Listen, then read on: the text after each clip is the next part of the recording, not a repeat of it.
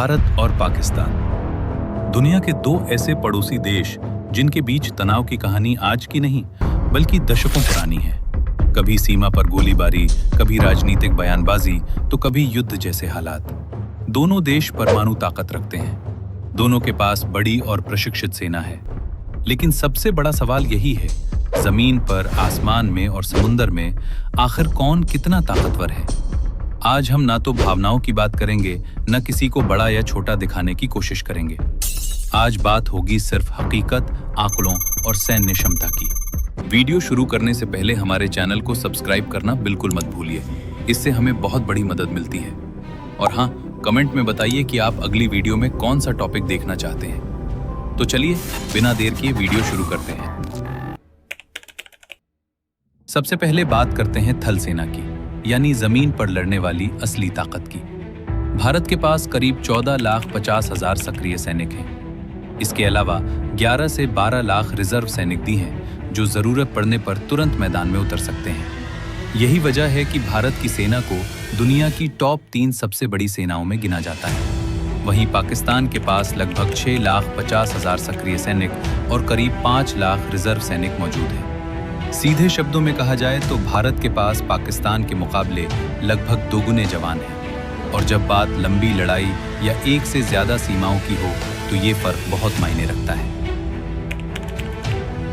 अब बात करते हैं टैंकों और भारी हथियारों की, क्योंकि मैदान जंग में यही सबसे बड़ा फर्क पैदा करते हैं। भारत के पास 4,200 से ज्यादा टैंक हैं, जैसे T-90 भीष्म, अर्जुन और T-72।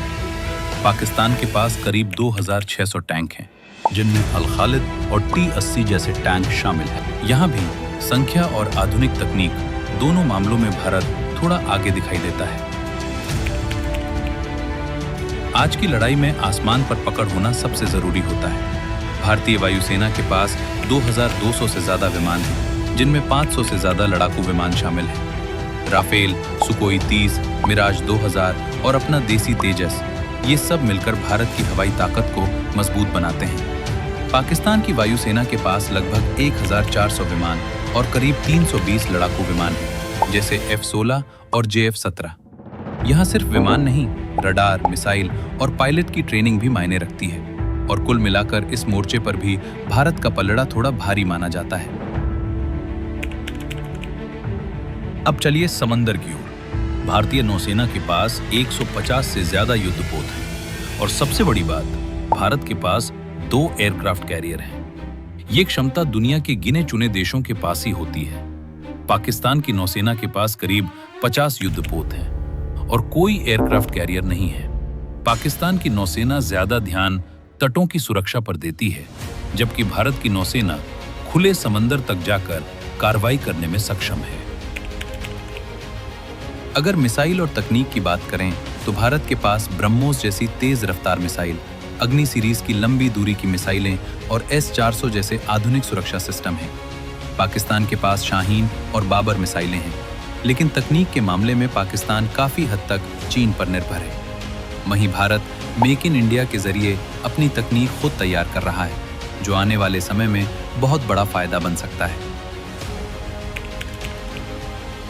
अब आते हैं सबसे गंभीर विषय पर। 170 से 180 परमाणु हथियार माने जाते हैं।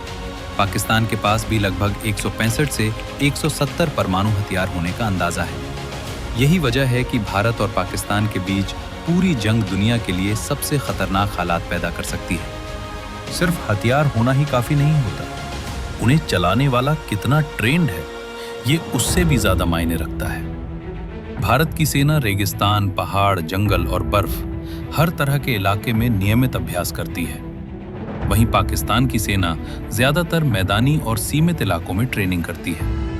यही वजह है कि ऊंचाई वाले और मुश्किल इलाकों में भारतीय सेना को ज्यादा अनुभवी माना जाता है। युद्ध में जमीन का रोल बहुत बड़ा होता है। भारत के पास हिमालय जैसे ऊंचे पहाड़ हैं, जो एक नेचुरल शील्ड का काम करते हैं।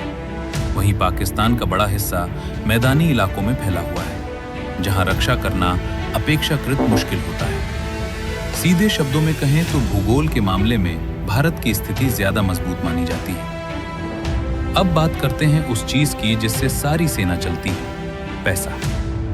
भारत का रक्षा बजट लगभग 75 से 80 अरब डॉलर। वहीं पाकिस्तान का रक्षा बजट लगभग 10 से 12 अरब डॉलर। ज्यादा बजट का मतलब बेहतर हथियार, बेहतर ट्रेनिंग और बेहतर तकनीक। यहाँ भी भारत को काफी बड़ी बढ़त मिलती है। आज की दुनिया में कोई भी देश अकेला नहीं लड़ता। भारत के मजबूत संबंध हैं अमेरिका, रूस, फ्रांस, जापान जैसे देशों के साथ। पाकिस्तान को मुख्य समर्थन मिलता है चीन और कुछ सीमित देशों से।